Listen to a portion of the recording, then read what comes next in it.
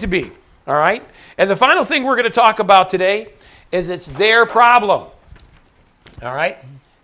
More times than not, when you have a situation and it's their problem, right? More times than not, when they say, well, it's a lot of money or we can't afford it, automatically the salesperson takes it on their shoulders like they've got to solve this person's financial irresponsibility, right? They run back to their sales manager. Well, XYZ company can't afford $20,000. They can only afford $18,000.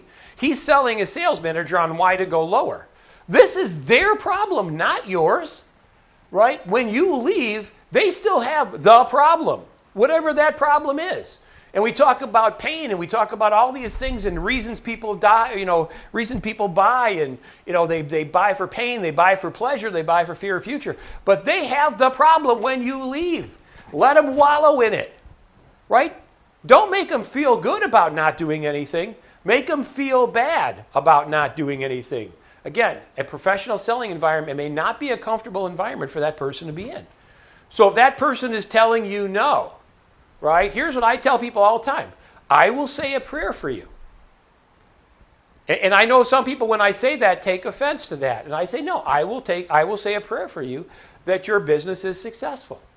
Now, whether or not they like it or not, I don't care, because I pray for them, because what do I know that the absence of Don Zavis Sales Training is likely going to do to their business? Is it going to help it or is it going to hurt it? Well, it's going to hurt it, because we're really good at what we do. It's their problem. Let them know that. Their stall. Call them back 6 months later, right? Hey, Bob, we elected not to do anything 6 months ago. How's that working out for you? I've done that 1,000 times. Rarely do I ever have anybody go, I am so happy I didn't do that. Right? I'm so happy I didn't get sales training. Here's what I normally hear. Not very well. Not very well, because rarely does the application of nothing make something get better.